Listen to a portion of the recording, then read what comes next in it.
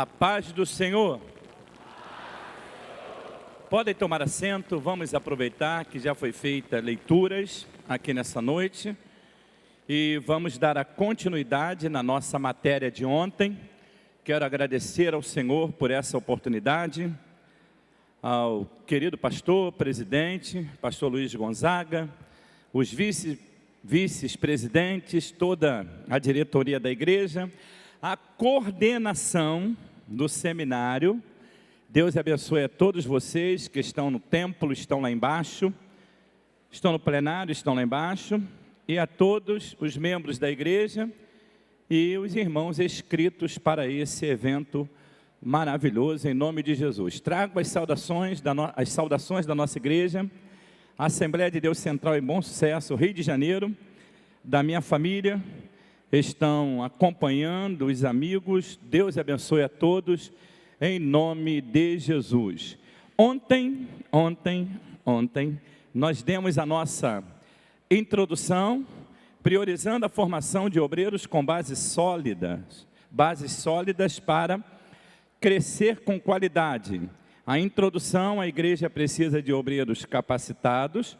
Entramos no primeiro tópico, na primeira parte, o ministério precisa de obreiros segundo o coração de Deus. Falamos o primeiro tópico, a visão pós-moderna carece de líderes segundo o coração de Deus, e encerramos na página de número 4. Agora, na página 4, vamos entrar aí nesse ponto que fala de estilo de liderança na pós-modernidade. Fale comigo essa frase, toda a igreja. Estilo. Eu digo assim no meu comentário: o alvo desta meditação é encorajar e instruir esta nova geração de líderes para que estejam prontos quando forem chamados e exigidos por Deus para a sua obra, e saibam desempenhar as suas funções ou métodos de administração. Eu quero deixar bem claro aos irmãos que nesse comentário eu falo do camarada chamado, tá? Ele chamado, não sei se vocês observaram aí, chamado, mas também exigido para exercer a sua função. Não é só ser chamado não, tá? Tem que ser chamado e exigido para poder trabalhar, produzir e fazer a obra que Deus colocou em suas mãos. Isso eu divido em 4 partes, e eu digo assim: esse estilo de liderança está preso a fatores como personalidade, caráter, as necessidades do grupo e a situação imediata. Segundo, o líder chamado por Deus precisa estar atento a tudo isso. Além de dirigir o grupo social, ele deve ter a participação espontânea dos seus liderados, não é por força nem por violência. Terceiro, o líder tanto pode ser estímulo como reação ao grupo, e está provado que as pessoas interessadas rendem muito mais em participação.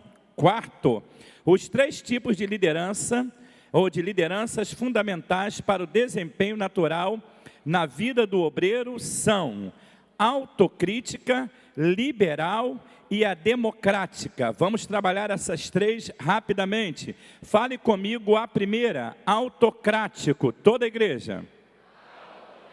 O líder autocrático não se importa em saber o que os seus liderados pensam, apenas os trata como simples ordenanças. Vamos ver? Primeira, segunda e terceira setinha, toda a igreja. A primeira, todos juntos. O líder...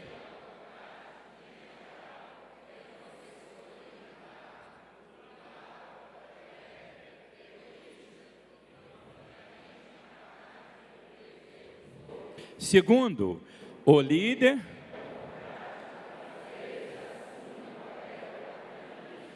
tratando as pessoas como se só ele e os demais são incompetentes, mas isso. Terceiro lugar,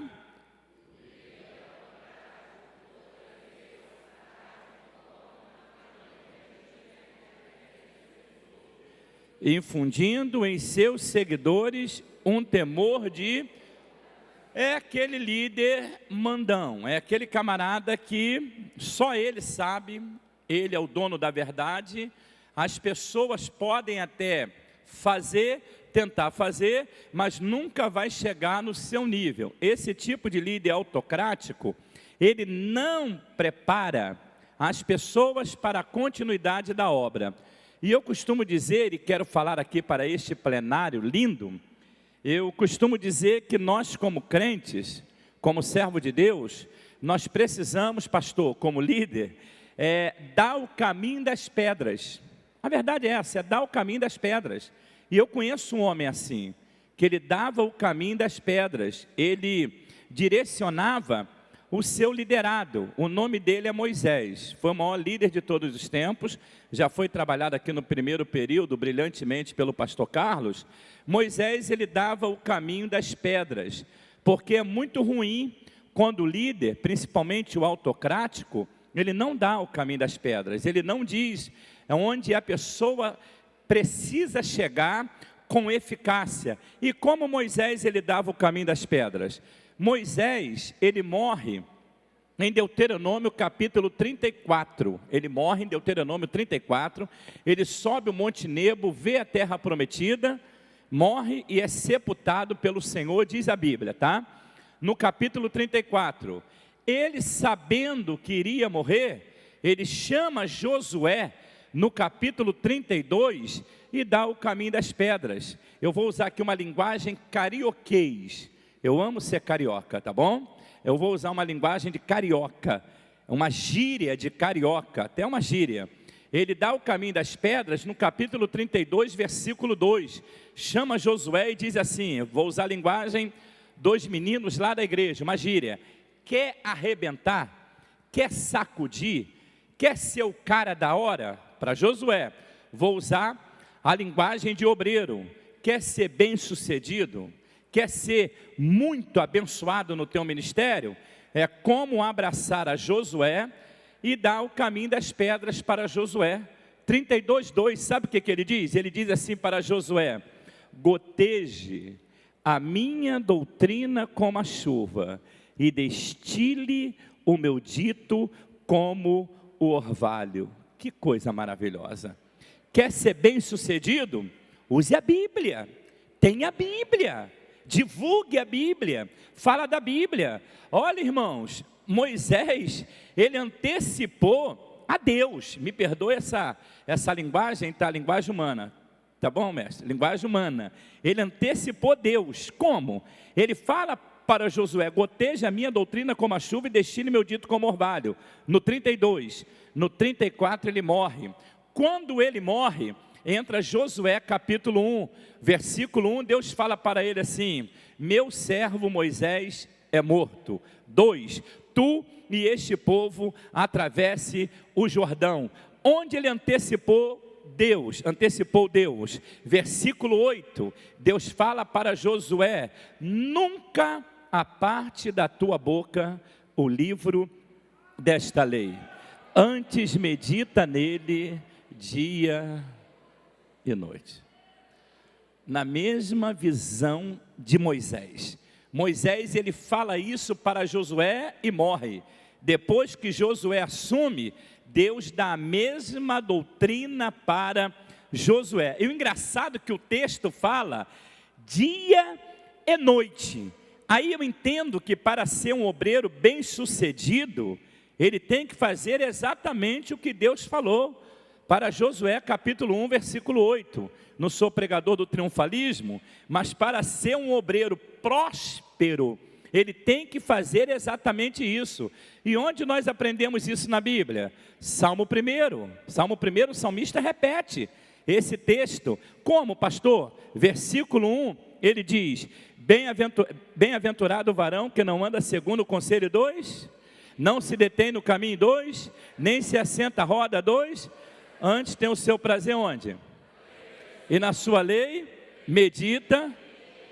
Ele não fala igual Deus falou. Deus falou assim, ó, medita dia e noite. Agora o salmista fala de dia e de noite. Alguém pergunta: pastor, E o que eu ganho com isso? Versículo 3, eu divido em 3 partes. Deus já deixou dividido, é claro. Ele diz assim, ó: pois será como a árvore plantada junto ao ribeiro de águas. Vocês sabem a diferença de uma árvore plantada junto ao ribeiro de águas e uma árvore plantada em lugar seco.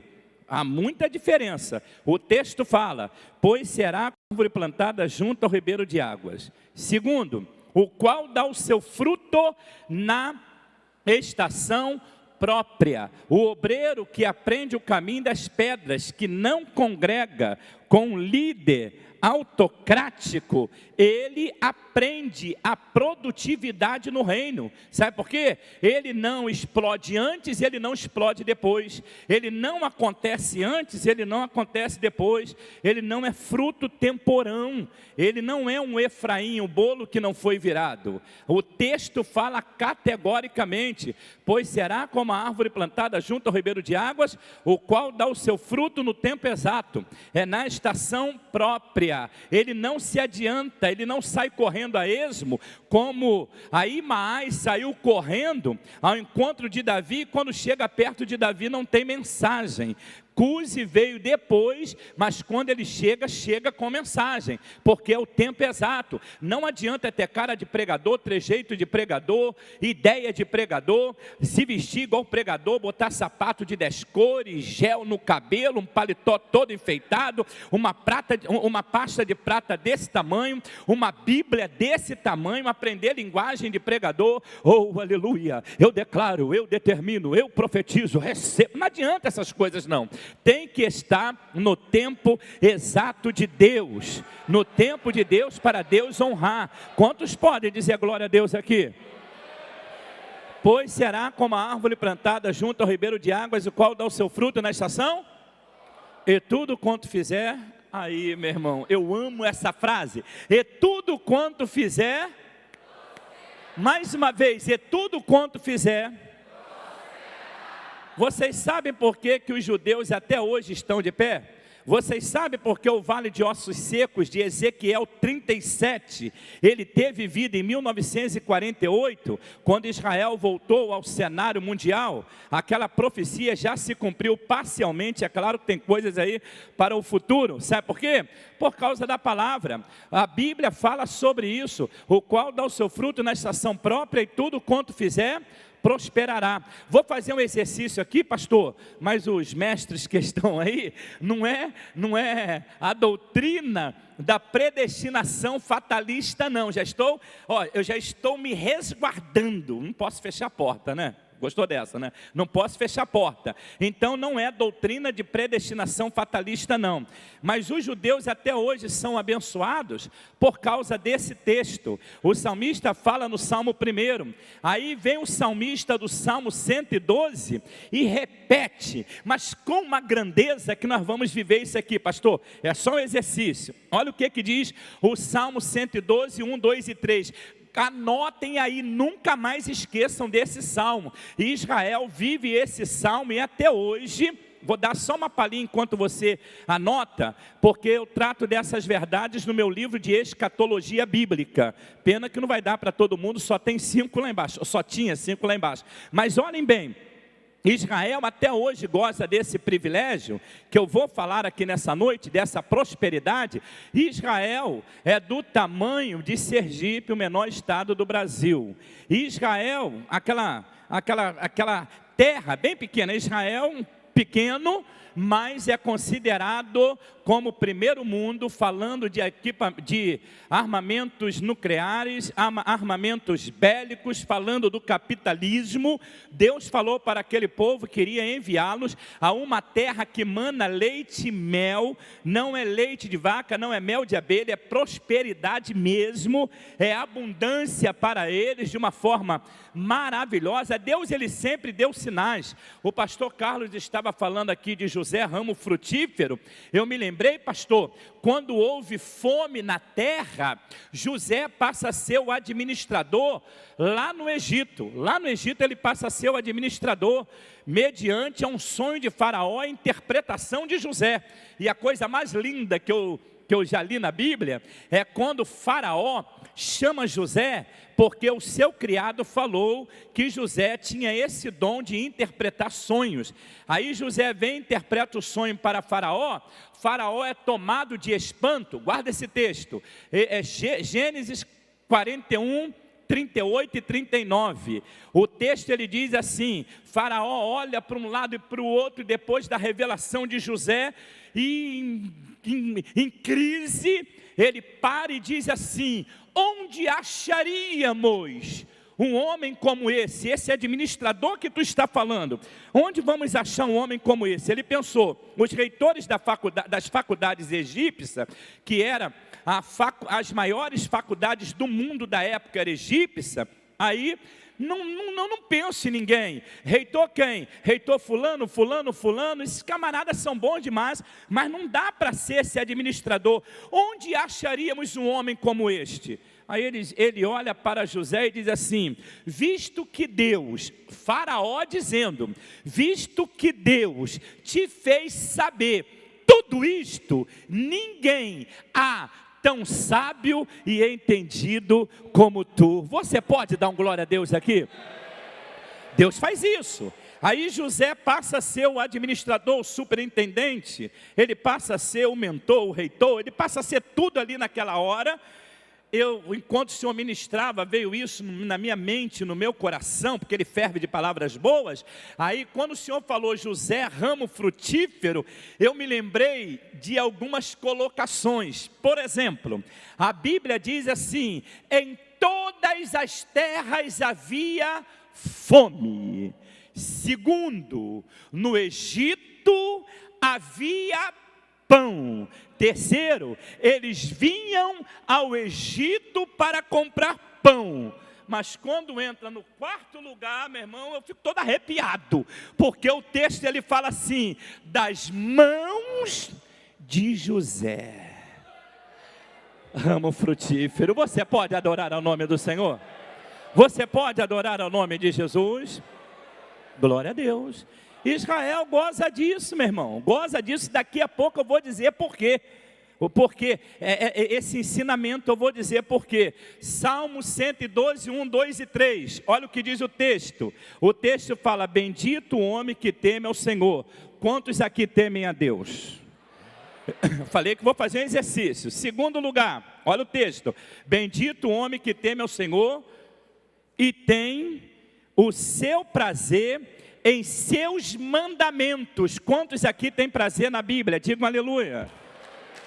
Vê se não é igual o Salmo 1. Bendito o homem que teme ao Senhor e tem prazer em seus mandamentos. Aí ele começa uma série de promessas. Ele diz assim: a sua descendência será poderosa na terra.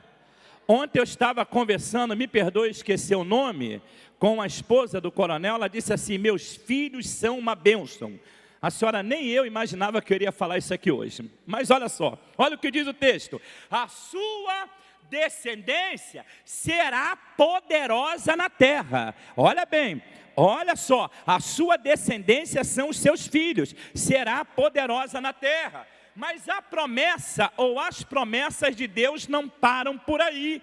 Olha o que diz o texto: não é predestinação fatalista, é promessa de Deus se eles permanecerem no caminho. Os seus filhos, tá? Os nossos filhos, a sua descendência será poderosa na terra. Aí o salmista, ele dá continuidade dizendo: será abençoada, Bíblia Revista Almeida Corrigida, será abençoada a geração dos justos. Aí, meu irmão, eu fico feliz da vida. Sabe por quê? Se Jesus não vier agora, Lenilce e Lidiane são abençoados, Thalia, minha netinha, é abençoada, o filho da Thalia vai ser abençoado e o neto da Thalia vai ser abençoado. Não é predestinação fatalista, é promessa.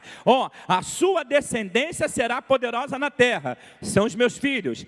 Será abençoada a geração do justo. Aí já não são mais os meus filhos, porque a Bíblia diz, olha para o meu dedo, que Deus abençoa e honra até a terceira e a quarta geração. Teu filho, teu neto, teu bisneto e o teu tataraneto, se Jesus não vier e eles permanecerem firmes, já estão sendo abençoados para a glória de Deus. Você pode dar um glória a Deus aqui ou está difícil? Israel vive isso, meu irmão. Isso não é fantoche, isso não é balela, isso não é sensacionalismo. Não é promessa irresponsável de pregador sensacionalista, não. É promessa de Deus. Por quê? Olha o texto como ele finaliza, versículo 3, o final do versículo 3. Será abençoada a geração dos justos. Na sua casa há, voltando ao Salmo 1, prosperidade, versículo 3 do Salmo 112. Prosperidade e riqueza. Aí ele fecha dizendo: e a tua justiça permanece para sempre. Agora tu é obrigado a dar glória. Tem que dar glória aqui. Tu pode dar um glória a Deus aqui nessa noite? Glória ao nome de Jesus. É assim que Deus faz. Pastor, Deus aprenderam isso. A escola hebreia, ela ensina que as crianças aprendem com os pais de 0 idade até os 13 anos de idade dentro de casa. Com 13 anos vão participar das sinagogas e aprender diretamente com os rabinos, a Torá. O povo hebreu, ele age assim. 2 exemplos. Primeiro, vou citar a Bíblia NVI, Nova Versão Internacional. Ainda não citei aqui, eu vou citar agora. A Bíblia diz, lá na NVI, Provérbios 22, 6. Eu amo a NVI nesse texto. Ela diz assim, ó, Provérbios 22, 6.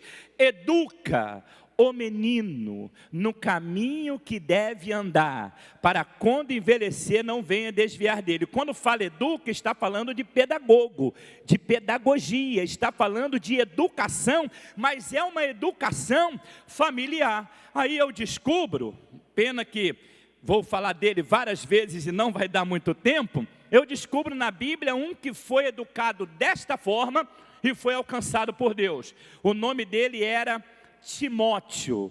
Timóteo, ele foi educado pela avó Lóide e pela mãe Eunice, mas Timóteo era filho de mãe judia e de pai grego. Imagina a cabeça daquele menino. Ó, esse livreto aqui, fininho, R$10 apenas, tá? Eu trouxe alguns dele. Esse livreto eu falo de 1 Timóteo, 2 Timóteo e Tito. Eu trato algumas verdades sobre isso.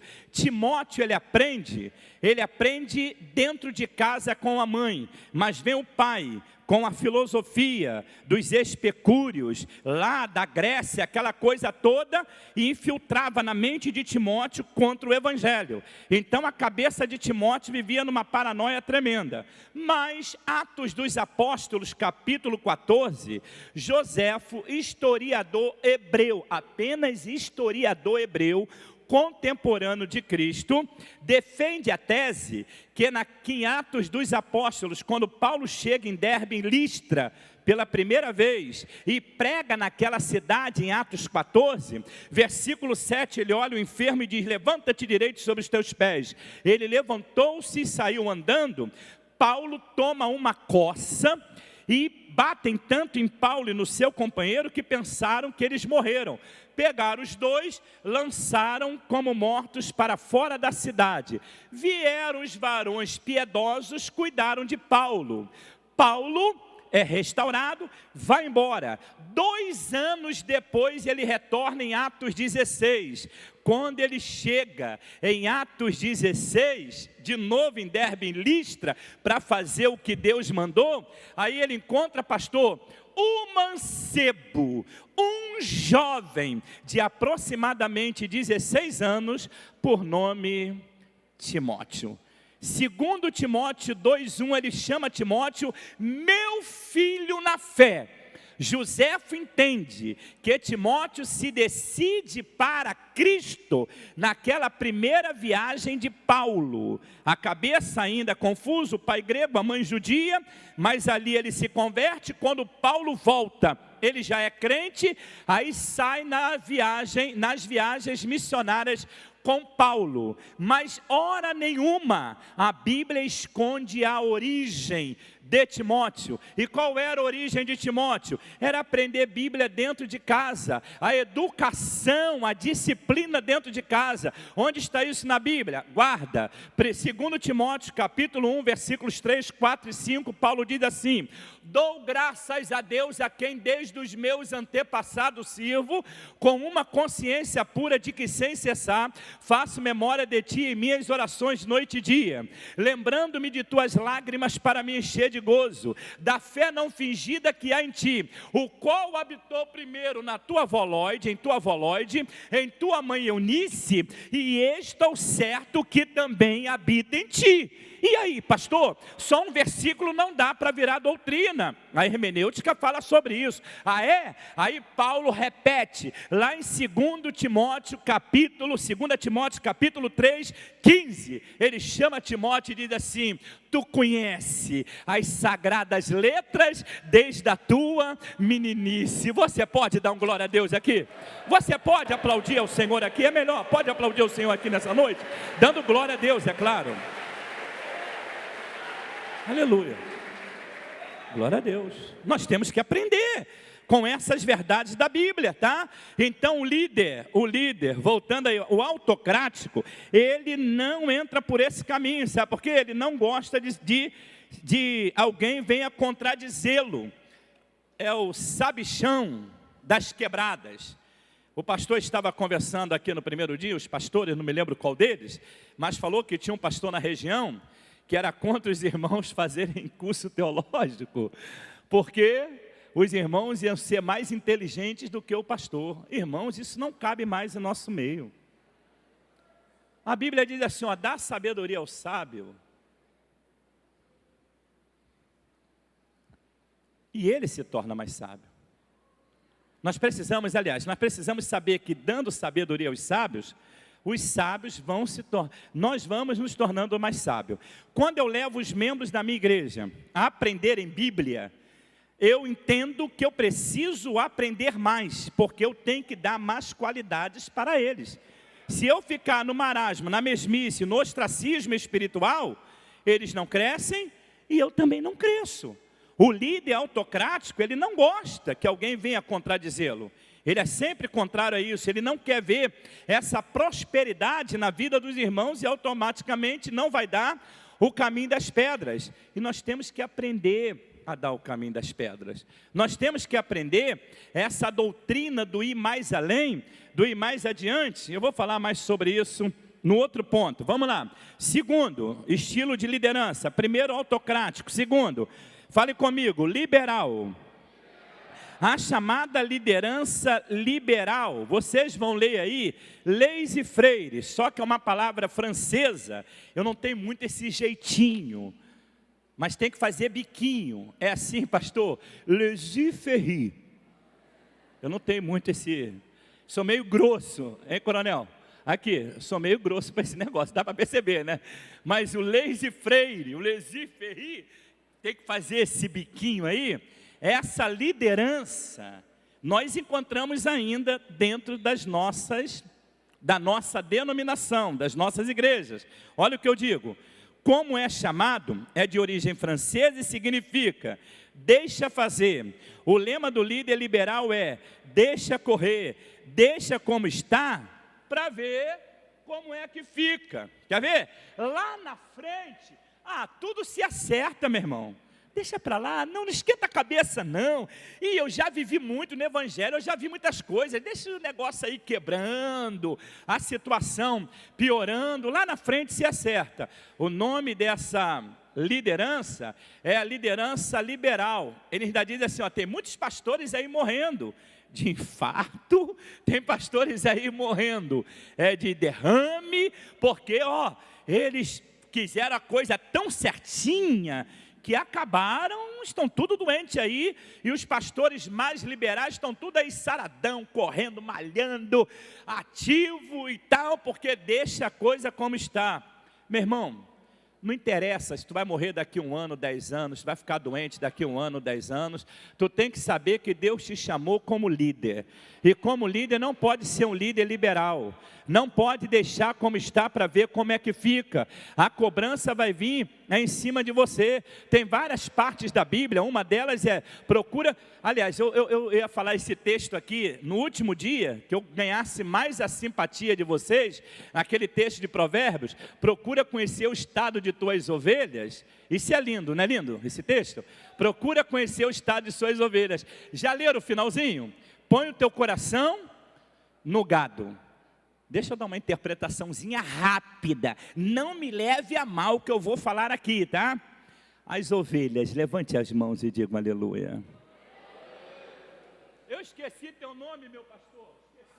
Pastor Marcos, tu estava conversando comigo no episódio que houve aqui numa assembleia. Aí eu falei, eu tenho um monte de... Eu pensei, não falei nada contigo. Hoje eu vou falar. Eu tenho um monte, nós temos um monte de obreiros assim, lá na nossa igreja no Rio de Janeiro. Eu vou falar como. Não é ovelha não. Não é ovelha não, tá? Tu és salvo. Mas a Bíblia diz, ó, procure conhecer o estado de tuas ovelhas. Mas põe o teu coração no gado. E nós não atentamos para isso. Achamos que tem que ser tudo ovelhinha certinho. Ovelhinha é legal, glória a Deus, aleluia, chora da glória a Deus, aleluia. Ovelha é assim mesmo. O pau está quebrando, a ovelha está, glória a Deus, aleluia, está tudo bonitinho. E o gado? Gado tem touro, tem bode, tem cabrito, isso tudo é gado. Aí eu, pastor, só estou cuidando das ovelhas e não ponho o meu coração no gado. E o dia que o camarada vem, senta no primeiro banco, como tu me contou, para intimidar, para fazer anarquia. Aí tu me disse que você ficou logo do lado de onde estava o pastor. Isso não é ovelha, é bode. E tem que ter bode. Ai de nós. Lá no mundo da segurança é outra história, tá? Agora aqui na igreja tem que ter esses obreiros.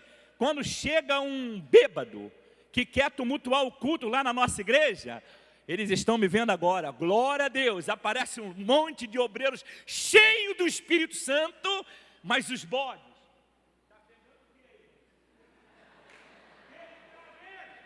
Ovelha não faz isso, ovelha fica, Jesus tem misericórdia. Ovelha, mas a igreja tem que ter esses homens, põe o teu coração no gado. Aí eu vou deixar para um outro seminário. Ô, porta abrindo aí, ó. Põe teu coração no gado. Continue assim, tá? Já está com o passaporte para o céu. Vai chegar lá com esse comportamento de defender a causa, defender o pastor. Tem que ter obreiros assim, meu irmão.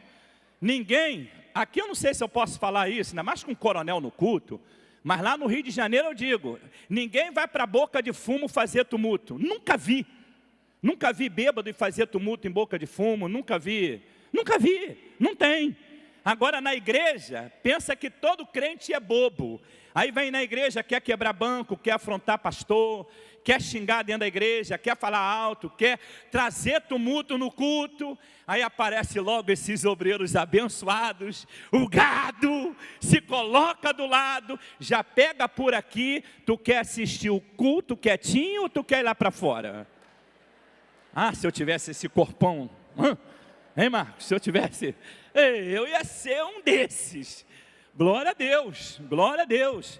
Então, o pastor, meu irmão, ele tem que ter, voltando aqui ao nosso seminário, eu dei só essa palhinha, só para ajudar os irmãos a colocar o coração no gado, porque nós só queremos apacentar os bonitinhos. Mas na igreja nós temos que cuidar de todos, é colocar o coração no gado, é tratar dessas pessoas. Quem prepara, quem projeta, quem coloca o homem onde quer, o nome dele é Jesus de Nazaré, é ele que amansa o homem.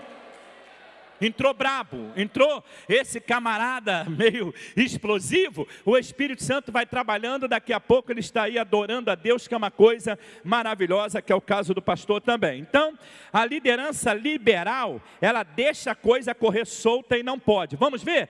1, 2, 3 setinhas, bem alto, toda a igreja, o líder, toda a igreja. O líder que age assim, por vezes, que ele seja uma pessoa insegura.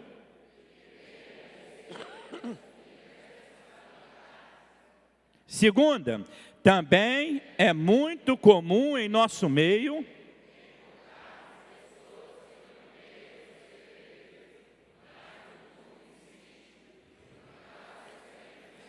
aquele conchavo que eu falei, um antipolítico, conversa de bastidores, apadrinhamento, colegagem, nepotismo, que eu não vou falar sobre isso agora, nepotismo e outros acordos, colocamos em nosso meio, lá na frente vai ser um desastre. Terceiro lugar, terceiro e último, toda a igreja. Outras vezes,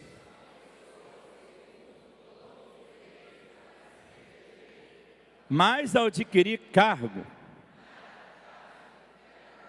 isso atrasa o crescimento da obra, porque não tem aquela visão de reino. Ainda, deixa eu explicar uma coisa, os irmãos aqui, presta atenção agora no texto que eu vou falar. Não tem ainda visão de reino, não está totalmente convicto de sua chamada. Vou melhorar?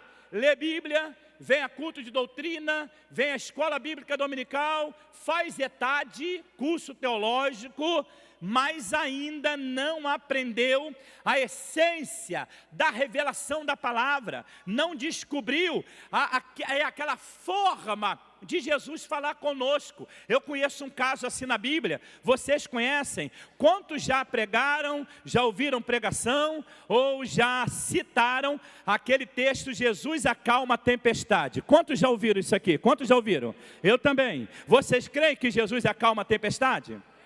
Sabe o que eu costumo dizer?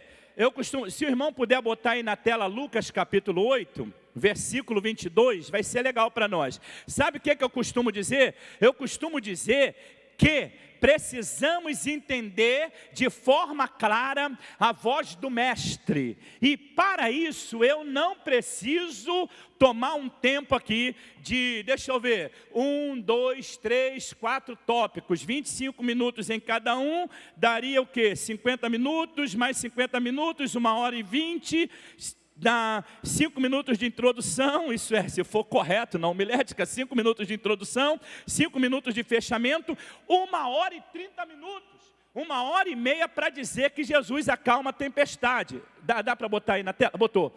Ó, para dizer que Jesus acalma a tempestade, quando eu posso resumir toda a passagem nesse texto, toda a igreja, lendo comigo bem alto, toda a igreja, todos juntos. E aconteceu que...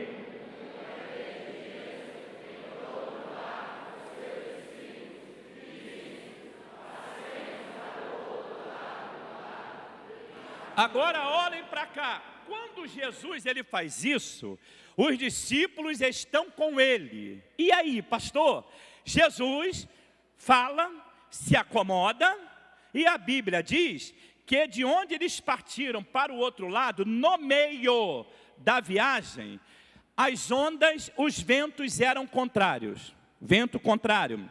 Segundo, as ondas se levantaram. Terceiro, por causa disso, o barco estava quase quebrando-se, já 75 minutos. E por último lugar, diz a Bíblia que Jesus estava dormindo. Aí eu vou levar 1h30 para dizer que o vento era contrário, as ondas se levantaram, o barco estava quebrando e Jesus estava dormindo. Quando eu posso reduzir a minha mensagem, volta de novo aí na tela o versículo, olha o que Jesus fala, vou explicar só para vocês que estão aqui, olha o que Jesus diz, e aconteceu que, num daqueles dias, entrou num barco com os seus discípulos, e disse-lhes, guardem esta frase, e disse-lhes, passemos para o outro lado do lago, e partiram. O que eu quero dizer para vocês, no meio da viagem, falando como líder, e vocês aos liderados de vocês, tá? Olha bem, No meio da viagem, o vento pode ser contrário. Pergunta esses homens aqui, como eles já passaram por ventos contrários. As ondas podem ser altas, o barco pode ser que esteja até quebrando. Aparentemente Jesus está dormindo, mas se ele disse na saída, passemos para o outro lado, pode tudo isso acontecer, mas do outro lado nós chegaremos. Oh, glória ao nome de Jesus de Nazaré. Levante a tua mão, as tuas mãos e adore ao rei aqui. Nós vamos chegar do outro lado. Não olhe para vento contrário, não olhe para a onda, não olhe para a tempestade, não olhe para barco quebrando. Fulano saiu, o outro parou, o outro estacionou. Alguém disse que vai quebrar tudo, vai destruir tudo. Há poder no nome de Jesus de Nazaré. Nós vamos chegar do outro lado. Glória ao nome do Senhor. Você pode dizer amém? Estamos precisando de líderes assim, meu irmão. Aleluia. Chega de coisa amorosa, fracasso. Essa coisa de vai, não vai, negócio meio engrenado. Nós temos Bíblia como regra de fé e prática e vamos vencer as intempéries da vida. E a hora está indo. Vamos lá, quarto lugar, terceiro lugar, o comportamento aqui, a liderança autocrática, liberal e agora a democrática. Eu acho lindo demais essa liderança. Fale comigo, democrática, toda a igreja. Olha o que eu digo, a liderança democrática é divisão participativa, é resultado de um líder seguro de si mesmo, que tem excelente autoimagem. Autoimagem. A autoimagem, o que é autoimagem? Fale assim, pastor Lauri, o que é autoimagem? A autoimagem é a ideia que temos a respeito de nós mesmos. O homem age e reage de acordo com o que ele pensa. Eu tenho uma apostila no tema sarando feridas não, cura da personalidade, que é outra. Eu digo que a autoimagem é a ideia que temos a respeito de nós mesmos. O homem age e reage de acordo com o que ele pensa. Olha o que eu digo, não é utopia não, tá? Nem sensacionalismo. Se ele pensa que pode ser ou fazer alguma coisa, normal. Ele tem 50% de êxito garantido. Fale comigo. Em todo empreendimento que eu entro, falem. No reino de Deus, eu já começo com 50% de êxito garantido. Meu irmão, tu pode chegar a 100 como pode chegar a 0. Se tiver com a autoimagem ferida, vou trabalhar isso aqui um pouquinho. Autoimagem ferida, tu vai chegar a 0. Agora, se tu tiver com autoimagem boa, tu vai chegar lá em cima. Eu digo ainda na minha apostila. Ele tem 50% de êxito garantido. O restante ele vai conseguir com a graça de Deus e com a apropriação. Com a graça de Deus, o seu e mais o seu trabalho. Aí eu digo, com a graça de Deus, mais o seu trabalho, ele tem 50% de êxito garantido. Aí vem a graça de Deus. Não vou botar muito não. Quantos tem a graça de Deus aqui? Digam glória a Deus. 20% só. Cheguei a 70%. Eu já tinha 50%. 20% da graça de Deus, eu sou crente. Então, meu irmão, o mais interessado que o trabalho der certo é Deus. Eu tenho a graça dele, mais 20 dá 70. Mas o meu trabalho é dedicação. Aí eu não sou muito bom, não sou aquele camarada que todo mundo acha o máximo, mas eu sou um trabalhador e Deus ele honra aqueles que trabalham na obra. Eu conheço obreiros aí que não são, façam teologia, tá? Não são tão teólogos, não são aqueles camaradas inteligentes, mas são trabalhadores. Eu fui discipulado por um presbítero, quando aceitei a Cristo como Salvador. A igreja era lotada, pastor, a congregação. Todos os jovens, 54 jovens da mocidade viraram pastores. E as mulheres de pastores e missionárias, obreiras. Só uma que morreu com 18 anos, que foi a Amélia, uma menina. O resto, meu irmão é pastor, meu concunhado é pastor, amigos, um monte, a maioria deles viraram pastores, obreiros bons. E o dirigente, não sei nem como é que é hoje, ele tinha a 2ª série primário, não é da época dos senhores aqui não, tinha a 2ª série primário, ele me chamava de Laurito, ele era da roça, da roça, ele, ao invés de falar Lauri, ele falava Laurito. O nome do líder da mocidade era Edmar, ele falava Edmare. Ele tinha dificuldade mesmo. Eu me lembro que ele morava numa rua de chão. Aí ele chegava com aquela bota, com tanto assim de barro, aquela bota grande, a calça pescando, e a pastinha dele chegava no culto, mas ninguém ria dele não, ele era muito cheio da graça. Ele era um homem cheio da graça, um homem espiritual, um homem abençoado. Ele não era teólogo, ele não tinha nada de hermenêutica, exegese, não tinha nada do que nós temos hoje. Aí ele abria a Bíblia assim, vamos ler em Efésios capítulo 3, o que Deus falou através de Paulo para a igreja de Éfeso, está falando aqui também, mas ele falava com tanta graça que a glória de Deus descia. A doutrina dele era maravilhosa, era extraordinária, não tinha aquela coisa de você aprender teologia de uma forma tremenda, mas pelo menos aprendia a ser crente, e a maioria são pastores hoje. O nome dele era Miguel, um santo homem de Deus, tá? Aí eu me lembro, porque qual era o sucesso dele? A igreja era lotada. Os cultos eram de 7 às 9, só acabava 10h30, 10h15, 15 para as 10. Não tinha como. O dia que eu fui batizado com o Espírito Santo, eu fui batizado 8h15.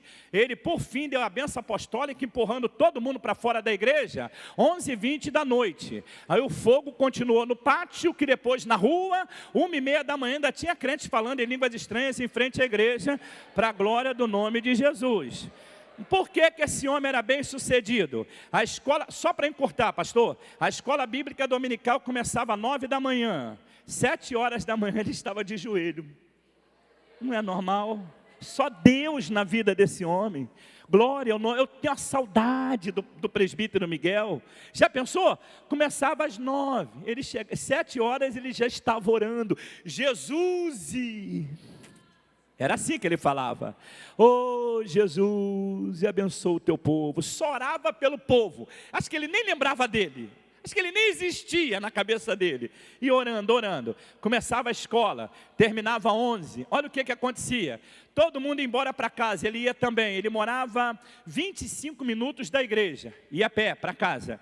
Terminava 11, ele ia embora para casa. Sabe que hora ele chegava em casa? 4 horas da tarde, porque ele ia visitar. Eu falo isso lá na igreja, visitar, chegava 4, todo domingo, visitando, chegava 4h30, tomava um banho correndo, comia alguma coisa, porque o culto começava às 7h15, dá tempo de dormir um pouquinho, mas ele saía, quando era 6 horas, ele já estava de joelho para o culto à noite. Glória ao nome de Jesus. Quando o culto acabava, que todo mundo ia embora, ele ainda orava mais 1h30, para Deus abençoar. Então, autoimagem, a ideia do que temos a respeito de nós mesmos, o homem age e reage de acordo com o que ele pensa. Se ele pensa que pode ser ou fazer alguma coisa, ele tem 50% de êxito garantido, 20% da graça de Deus, 70%, 15% do seu trabalho, e ele trabalhava. Como ganhava a alma aquele homem? E mais 15% da sua dedicação, podemos chegar a 100%, não é balela, não é utopia, eu posso chegar a 100%, por quê, pastor Lauri? A matemática já foi feita aí, mas Provérbios capítulo 23, versículo 7 diz assim, como o homem pensa consigo mesmo, assim é. O que você tem pensado de você? Fracassado? Derrotado? Vai desistir? Vai parar? Não crê? Não vai avançar? Há poder no nome de Jesus de Nazaré. Hoje Deus muda a tua história aqui nesse plenário. Oh, Manachuri andarabando revácio menegueria. Glória ao nome de Jesus. Glória a Deus. Glória a Deus. Olha o que eu digo. Liderança democrática é divisão participativa. É resultado de um líder seguro de si mesmo, que tem excelente autoimagem. Vamos lá, rapidamente. Primeira setinha, toda a igreja.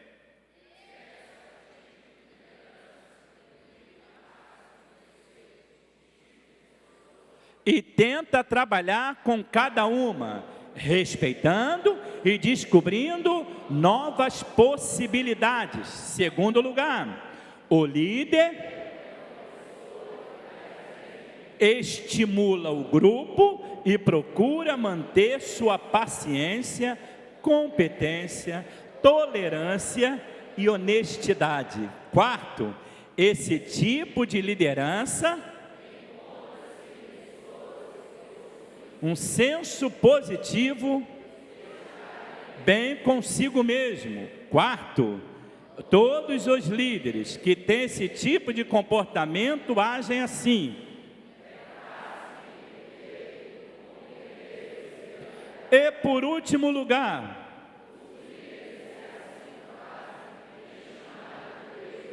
tem equilíbrio para ouvir opiniões e sugestões para o bem da obra de Deus.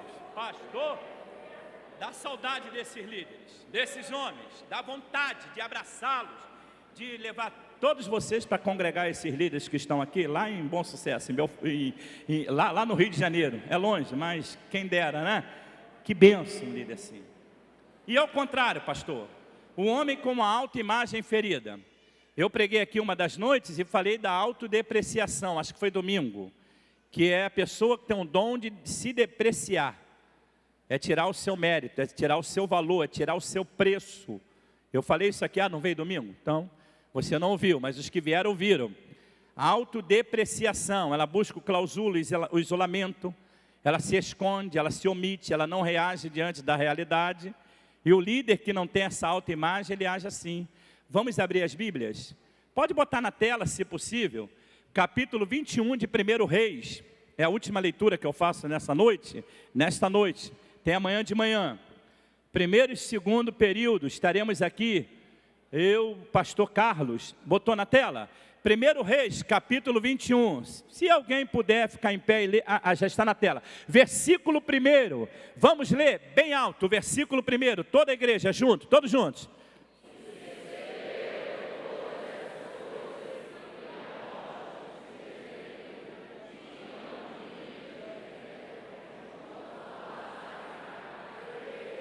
Obrigado. Vamos agora versículo 2. Olha aqui, versículo 2. Vamos ver o versículo. É até o 4. Versículo 2. Bem alto. Toda a igreja.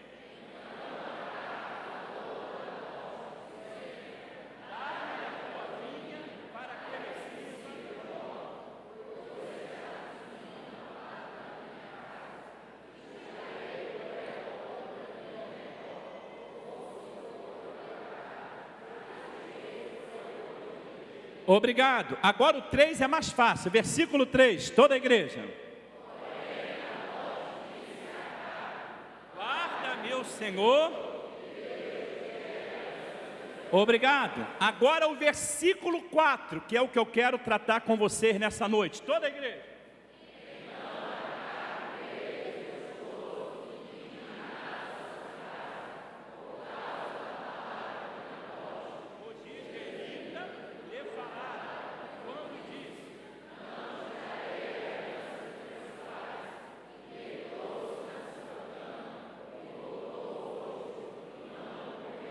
Muito obrigado. Agora olhem para cá.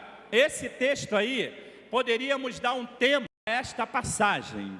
Abuso de autoridade. Abuso de poder. Poderia ser, tá? Poderia ser. Abuso de autoridade, abuso de poder na vida de um homem fragelado espiritualmente, que era Acabe. Não valia nada. Marido de Jezabel e tal, a história dele é drástica. Se der tempo, amanhã eu falo alguma coisa sobre ele. Mas a história desse homem é muito ruim. Rei de Israel, mas um fracasso. Esse camarada, ele tinha um abuso de poder, abuso de autoridade.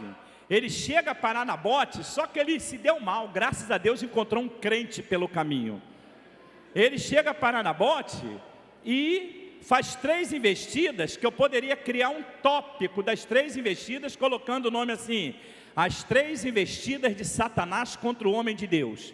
Primeiro, ele diz: dá-me a tua vinha para que me sirva de horta. Versículo 2, ele pede e ele não consegue. Outra coisa, hein?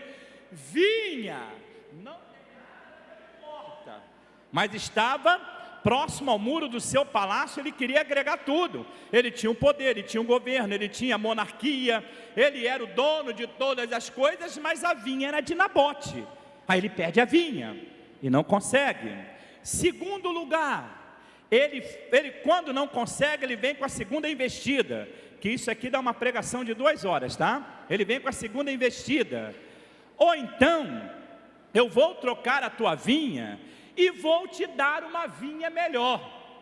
Olha bem, um camarada hiper interesseiro, me dá a tua vinha, eu vou te dar uma vinha melhor. Aí ele não consegue. Terceiro, ou então eu vou te dar por ela uma alta valia em dinheiro. Aí o homem de Deus também não cede a vinha para ele. Por quê, pastor? Nabote era marrento, Nabote era brabo, Nabote era cabeça dura. Parece que ele era um cabeça dura, aquele crentão, não vou dar e pronto. Nem isso não. Sabe por que Nabote não cedeu? A Bíblia diz lá em Êxodo, capítulo 17, se não me falha a memória: quando entrares na terra que o Senhor, o teu Deus, te der, não passarás para outra tribo a tua posteridade. No Novo Testamento, Apocalipse 3,11 diz: guarda o que tens para que ninguém, ser fiel até a morte. A Bíblia é maravilhosa, né? Nabote preso no que Deus falou em Deuteronômio, ele não dá, ele não troca, ele não vende a vinha. Acabe entende que era questão religiosa. Por quê? Versículo 3 ele diz: vive o Senhor, que eu te dê a herança de meus pais. Aí ele entendeu que era questão religiosa. E com crente não tem jeito. Se é questão religiosa, ele não vai ceder. Ele morre, mas não cede. Ele é crente. Cadê os crentes aqui nessa noite? Aleluia. Aí entra um homem com autoimagem ferida, por ele não ter conseguido os seus intentos. Olha o que ele faz, pastor. Lá o último versículo. Primeiro, ele foi para a sua casa. Segundo, entrou no seu quarto, retrato de um homem ferido de alma. Terceiro, deitou-se na sua cama. Em quarto lugar, ele não quis comer pão. Mas por que ele agiu assim? Vê o início do versículo 4. Ele ficou desgostoso e indignado. Fale junto comigo nessa noite. Em nome de Jesus. Bem alto, em nome de Jesus. Todo desgosto, toda indignação, em nome de Jesus, no meu ministério, nunca mais. Você pode aplaudir ao nome de Jesus? Você pode aplaudir ao nome de Jesus aí? Foi para casa, deitou, entrou no quarto, deitou na cama, virou o rosto para a parede e não quis comer pão. Isolamento, clausulo, se afastou, se omitiu. Diaconato nunca mais, presbitério nunca mais, evangelista nunca mais, obra de Deus nunca mais, pastorear nunca mais, missões, está ali a missionária. Meu Deus do céu, ainda mais para onde a senhora vai? Nunca mais, não quero saber de nada disso. Agora eu vou curtir a vida, eu vou viver minha vida, eu vou fazer outras coisas, não quero mais saber de ministério. Há poder no nome de Jesus de Nazaré. Deus não te chamou para isso, Deus te chamou para a realização de uma grande obra. Você pode adorar ao nome do Senhor, você pode adorar ao nome de Jesus, você pode adorar ao nome de Jesus. Adore, levante as mãos e adore, adore ao nome daquele que vive e reina. Estão sentindo a graça de Deus aí? Estão sentindo a graça de Deus aí? Estão sentindo a graça de Deus aí? Enquanto o pastor está chegando aqui, mais uma vez, fale comigo: desgosto, indignação, em nome de Jesus. Agora que ele sai bem alto, sai! Agora pode dar glória ao nome de Jesus, podem dar glória ao nome de Jesus.